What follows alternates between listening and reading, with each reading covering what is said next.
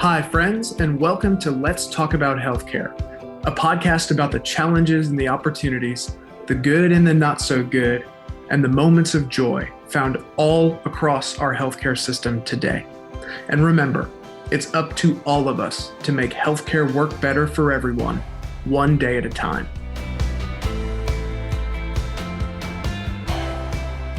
We've got an incredible guest today. I'm beyond excited to introduce you to Becca Hiller.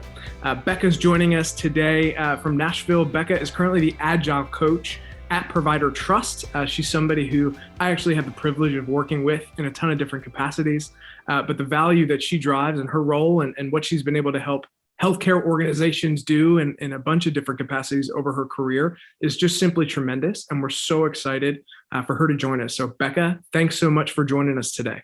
Thank you. Thank you for the warm welcome onto the podcast. I'm excited. Absolutely. So let's dive right in. Becca, tell us a little bit about yourself. Give us a brief overview of your background. And then I think, for the sake of our listeners, what's an Agile coach? What is that? How did you get interested in it? Yeah. So we'll start with, I have been in the Nashville area for over 25 years now. And of that time, a fairly large chunk has actually been specifically in healthcare and healthcare IT here in Nashville. So I'm an old hat at it. I've been at provider side. I've been on payer side. I've been in the research realm in terms of healthcare. And not all of that has been as an Agile coach, but there's plenty of it that has been Agile coach adjacent and sort of led me down this path. And how does one become an Agile coach? Well, usually accidentally. It's not exactly something that you grew up and you're like, oh, Agile coach, that sounds interesting. That's a career path I'm going to do instead of a fireman or a doctor. Not exactly something that pops up at a career fair when you're in like middle school and high school. I actually started out in college as a psychology major and ended up as an English major with a psych minor. So really passionate about humans and systems thinking and communication and how all of those operate together. And back in 2014, actually probably would have been 2013 when I heard about it. And then 2014 when I started down this path of agility in software development. A very dear friend of mine and one of my mentors told me about the world of Agile and software development, knew that I had a passion for connecting people and having them come together to have great conversations and work well together. And she said, we've got an opening for a Scrum Master. I think it's going to be right up your alley. She explained to me that a tremendous amount of Agile and specifically the Scrum Master role, which is, we can get to more details about that later if you'd like, that a lot of it was helping people get out of their own way to deliver great value. And I often joke that I help people to people who don't always like to people. A lot of the tendency when you're in a job like software development that's very, very logical and also highly creative is you can kind of put your blinders on a little bit and get really in the zone, and you completely forget that you've got teammates that can maybe help you solve that problem you've been working on for like 4+ hours.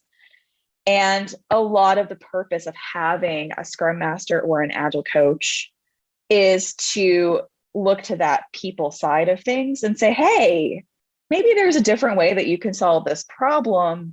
Let's get people connected so that, several brains can be better than one, so we can come up with some ideas of how to solve this in a meaningful and valuable way. And a lot of that was sort of the elevator pitch that my friend gave me. And I was like, well, this sounds like exactly what I want to be doing. And shooting her a resume and a couple of interviews later, and now I was in a completely different career path. So what for the maybe a bit of a pedestrian question for those of us listening in that perhaps aren't super well versed in the tech world, what's the difference between a Scrum Master and an Agile coach? Yeah, so we'll start with part of it's just scope of the job in a lot of ways. for the most part, Scrum Masters will tend to deep dive with a particular team more often than not, a development team within whatever the software development or software engineering structure is, wherever you are. And more often than not, an Agile coach will end up working across multiple teams or within the broader organization, sometimes not even in the development department at all. If they have mastery in, let's say, more the business side, or maybe even their background as sales or marketing, they will help leverage more Agile thinking within other parts of the organization. So that's scope wise. But you do sometimes find team Agile coaches. It's not that unusual. Part of the reason you might find that is Agile is really a set of values and principles. So it's a really big umbrella. Scrum is a particular framework. So some listeners may have heard that term before, some may not have.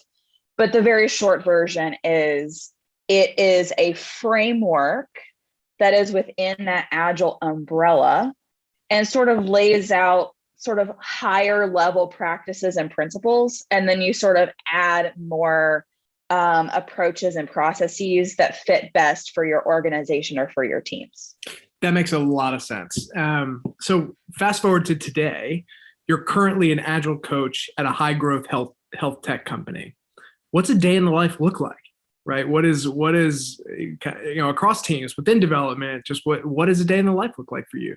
Yeah, a lot of my days look like talking with people, just when you get down to it. That's not to say that I won't operate with, some tools that help our teams or some data that I can equip them with. I like to joke that an Agile coach is not just a Jira admin, but also we tend to have either Jira or other Agile project management tools that are out there. We often end up being the ones that help set up a lot of that. So that's the hands-on, roll up my sleeves, do the thing that's less fun part of my job. But a lot of it is either facilitating meetings, so getting the right people in the right conversation to keep, a particular project moving forward, or do some root cause analysis if something's not going as well as it could. Sometimes right down to getting a team together to talk through how they communicate with each other. So very meta, very high level. I've often noticed that when you have a team or you have an organization or a group that's having some friction or some conflict, often what raises that is not the thing itself that sets it off. But that often becomes that nugget that starts a meeting that I would facilitate as an Agile coach, that we can then peel back some layers using, let's say it's a bug that makes it into production, or maybe it's a frustration that a couple folks had across two different teams because they didn't get the information they needed. We just get to use that as an anchor point to say, okay, this is this immediate conflict. What's this showing us in terms of maybe it's a process we can improve? Maybe it's just communication we can improve and some relationships we can improve across the organization or even between a couple of teammates. And so a lot of my day-to-day looks like facilitating and mentoring through those types of scenarios. I also do a lot of sitting and listening and observing. So I've found that as an Agile coach, the best tool I have is just really paying attention to those dynamics that are happening within a team or within segments of the organization. So that might look like just sitting in on some meetings and getting a read for, where's the pain? What processes are painful, or are there missing links to explaining what success needs to look like for us? And then for some of those opportunities that I have to be a fly on the wall or be that observer in the room, that's something I can put in my toolkit when I'm having, let's say it's a one-on-one with a software developer that's maybe in a leadership position and they need to understand how their piece fits into the big picture. I can then help equip them with names for people that they can talk with, or, hey, I heard this pop up in this meeting. That would be a great opportunity for you to follow up directly to further improve our communication here and to get some insight into the problems that we're trying to solve with the software that we're developing. In the spirit of, this podcast being, let's talk about healthcare for a second. Agile healthcare, what's the relationship between the two? What's the nuance maybe between the two? What makes, the principles and values of Agile stick or not stick, or be frustrating or being really easy with when you start to apply those principles and values to healthcare specifically? I think at first blush, if Agile and healthcare were a relationship and they had their status online, it would be it's complicated pretty much every time. And I think part of the reason for that is probably some misconceptions. And some of it is just really real friction. So let's start with some of the misconceptions. So I think when folks in healthcare, at least in my experience, when they hear the term Agile, some will come to the table with some baggage that it's just this very theoretical, very esoteric thing, and that there's no way to bring it down to earth and make it really practical. Sometimes there's this idea that, well, we don't really need to know it across the board in healthcare because it's just this weird, quirky thing that IT people do. And so why would we care about it? But what's interesting when you start peeling back the layers, almost every Agile framework and practice is based on what's known as empirical process, which is just a fancy way of saying we make decisions that are based on data and experience, not just on emotions and gut. And to me, that aligns so well with healthcare, because when we talk about healthcare and responsible delivery of healthcare, we have to be concerned with the impact and efficacy of what we're doing. It's literally life and death in the case of healthcare. Going with the data versus going with just how you feel like you should treat a patient is the difference between delivering really responsible quality care to that patient and hopefully helping them obtain wellness or better health or a proper diagnosis, and ending up with malpractice situations or ending up with things going in a very unethical direction. Not to say that we take emotion entirely out of healthcare. Hopefully we don't. I think some of the best healthcare is really people focused, and the best doctors are really passionate about what they do, the best nurses, and I mean, right down to the schedulers and people in labs. The ones that are best at what they do, they're really passionate about helping people. And so I don't think it takes the humanity out of it, but we have to have it grounded in reality and make decisions that are based on some kind of method, some kind of approach that integrates new data and new understanding. And that's exactly what so many Agile frameworks and practices do. The steps of that are transparency, inspection, and adaptation. First, we uncover what reality looks like. So it's sort of like, when you think about going to, let's say, a doctor's office for something that you feel like is really simple, if you don't tell them about all the symptoms you're experiencing, it's really going to hamper their ability to provide you with the best care. Same goes for operating with an organization. When you're trying to establish Agile thinking, the first step is tell me about where all of our problems are, where all of our pain is, so that gives us a starting point based in reality. Let's have really transparent communication so that we can move things forward with all the information we can possibly gather. Then you're inspecting that. You're looking really deeply at that. You're saying, okay, of everything you just gave me, of all of this data, all these symptoms in healthcare, perhaps, let's key in on a couple of areas where I think we can make a difference. And then we adapt. We say, okay, what's the thing we can change that we think is going to make that difference?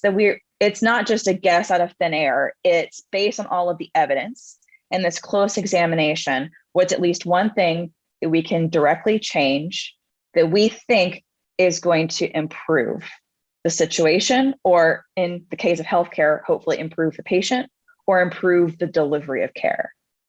And so to me, Agile and healthcare go hand in hand so beautifully, because a lot of what we all care about at the end of the day is equipping ourselves with facts and information so we can make really sound decisions. And then we try the thing that we hope is going to help. And then we observe that closely and see, did it help in the way that we thought it would? Or do we need some follow-ups? Do we need some improvements to make that even better?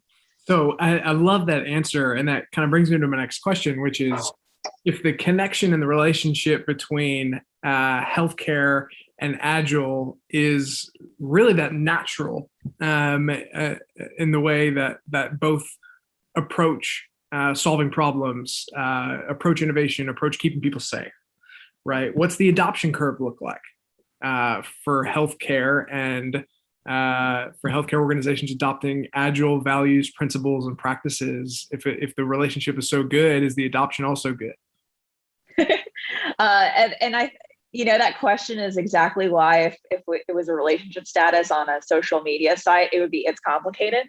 And I think part of that is we can tend to get even just hung up on lingo. When most people hear Agile, what they hear is fast. Often when they hear Agile, they hear planning has gone out the window and we have no change management. Sometimes when they hear Agile, they hear something that works really well for bleeding edge, innovative companies, not healthcare. Healthcare is really slow to adopt anything new. And I think that's understandable. Again, going back to a lot of these decisions are literally life and death. I mean, it's really similar to, you have very set steps you have to take for a flight plan. When we think about the birth of areas like change management, there's lots of that came from things like airline industry and healthcare. Reason being, if you miss a step, a critical step, that is the difference between sending someone home to their family and sending someone to either an unfortunate, longer term care situation in a hard road, or possibly even the morgue. And so when every decision feels like it's that level of difference and that level of risk, it is tremendously challenging to walk an industry through adopting a new way of doing things. And so something that I've heard a lot in healthcare is, well, this is how we've always done it. That's the security blanket. That also, just as an Agilist, it almost makes your skin crawl a little bit. It's probably one of my least favorite phrases that I ever hear is, well, that's how we've always done it.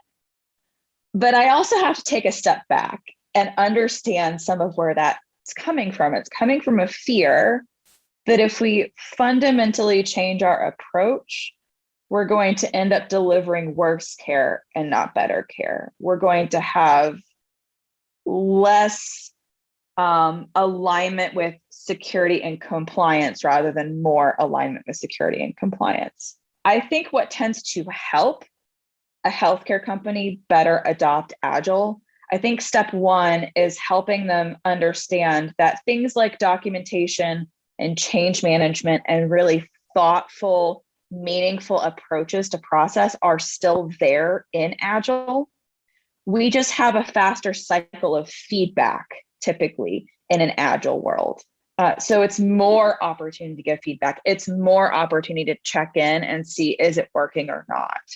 And I think when you equip people with that clarification that Agile is not throwing documentation and contracts and process out the window, then people can kind of breathe. Like your compliance officers, your HR, directors, your chief medical officers, like they can kind of take a breath because they don't feel like you're going to just pull the rug right out from under them and leave them ill-equipped to cover really critical areas that safeguard patients, safeguard their information and their data and their well-being.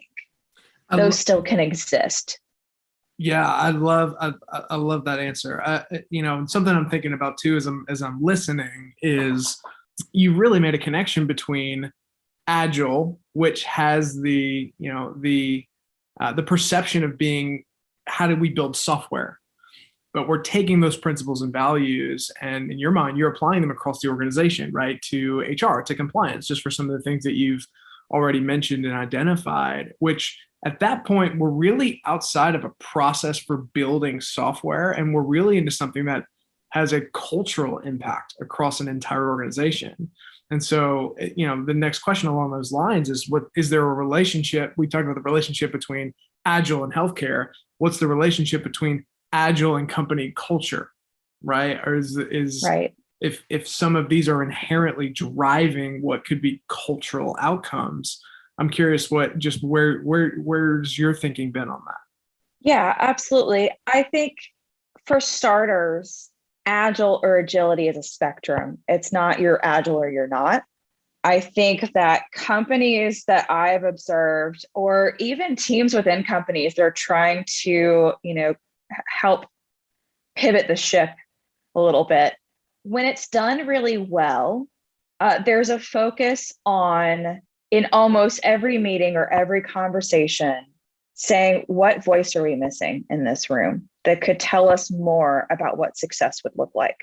Is this problem we're experiencing a symptom or a root cause? Could we get some of these ideas in front of people, not when they're fully baked and not changeable, but midway through the process, so we can get better feedback, so we can actually deliver something of higher value?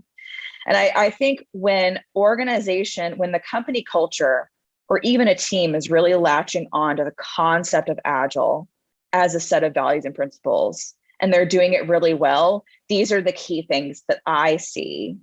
And I see the ways that as a company culture moves along the continuum from less agile to more agile, what I often see out of the people who work there is a growing courage to ask questions and a growing courage to actually contribute to innovation and improved ideas and improved outcomes, in part because they stop caring as much about having to always have the answers, and the company and the individuals within it start caring a lot more about standing sort of shoulder to shoulder, looking at the problem together and saying, what are we missing? What data do we have? Do we have a hypothesis for how we can solve this? It makes a lot of sense.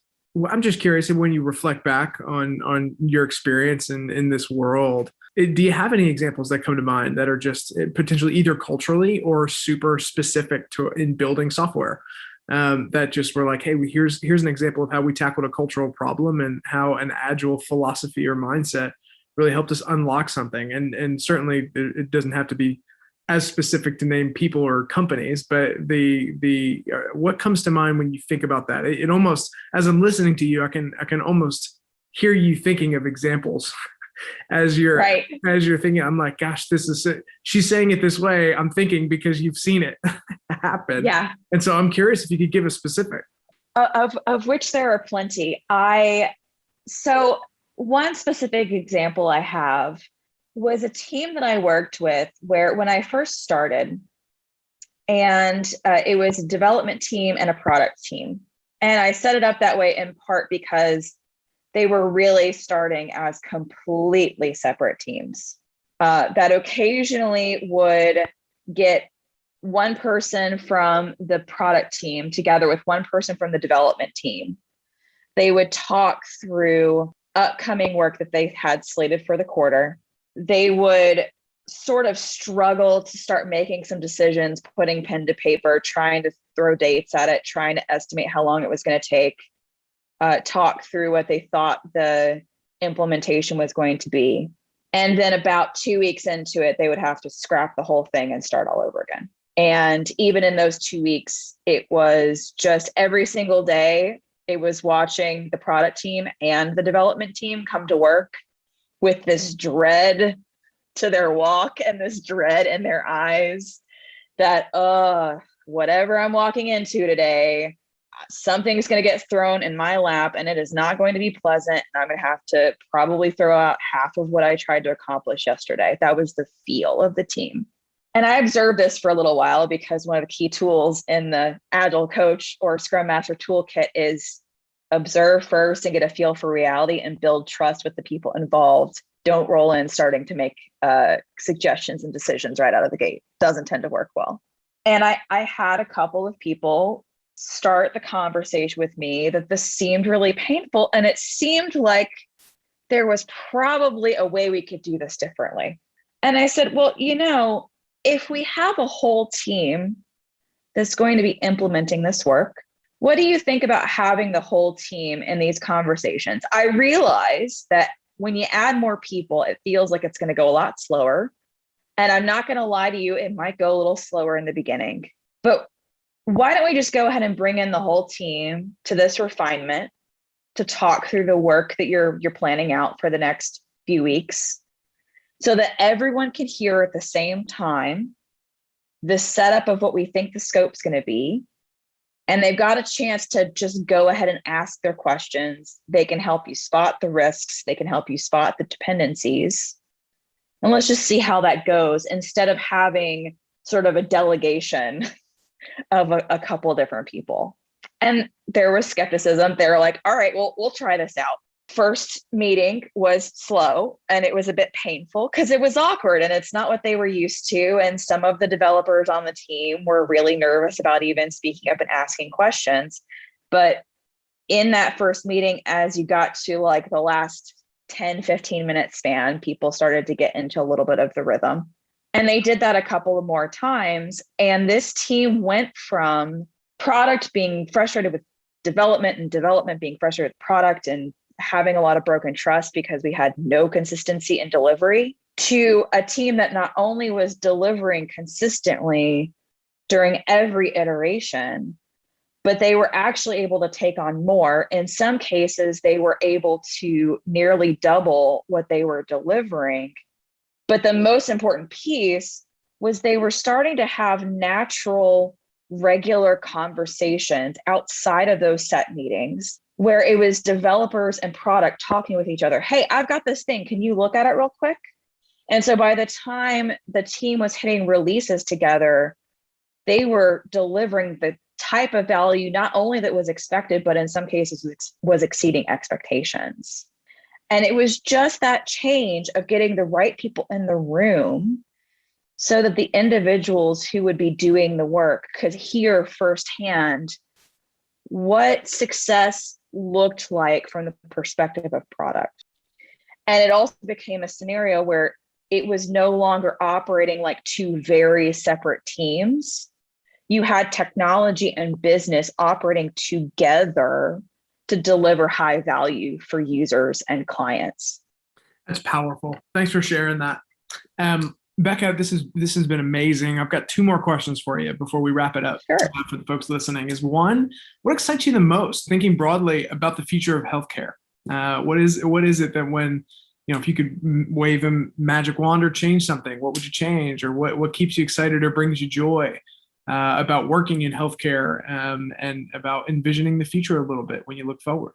Yeah. I think the thing that brings me joy that I'm seeing some real glimmers of hope around is also the same thing I want to see us move toward and change. And that is higher levels of equity and accessibility in healthcare. I think a lot of what this current pandemic has shown us is that we have strides that we've made with things like, let's say telehealth is a great example, where we're able to make healthcare more accessible across multiple socioeconomic lines, across geography, but we also still have a very long way to go.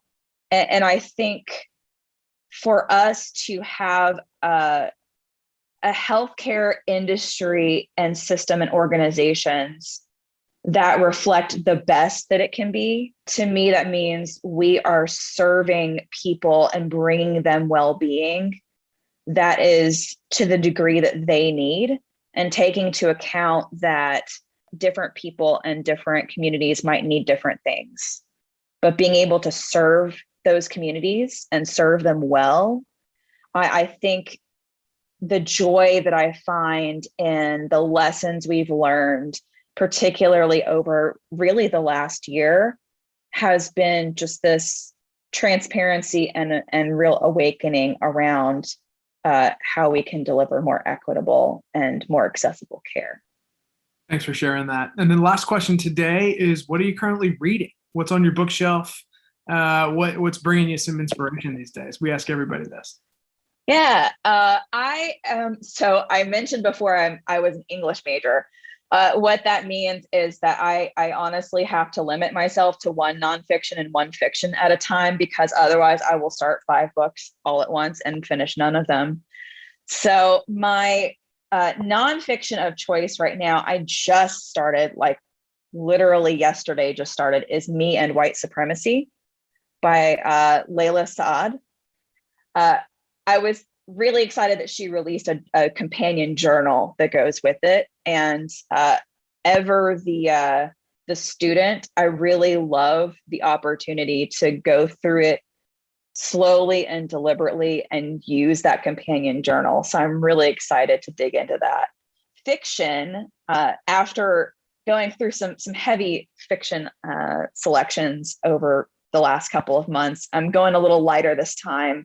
I am reading Johannes Cabal, the Detective, which is in the Johannes Cabal series.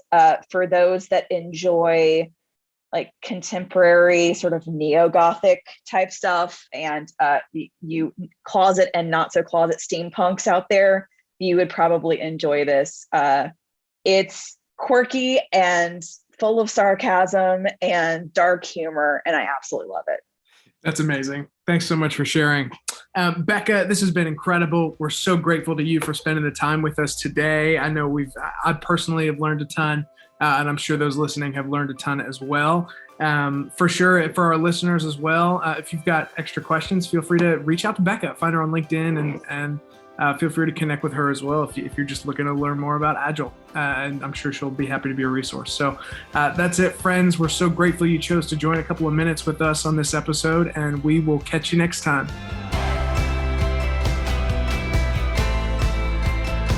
Thanks for listening to this episode of Let's Talk About Healthcare. Remember, it's up to all of us to make healthcare work better for everyone, one day at a time. Catch you next time.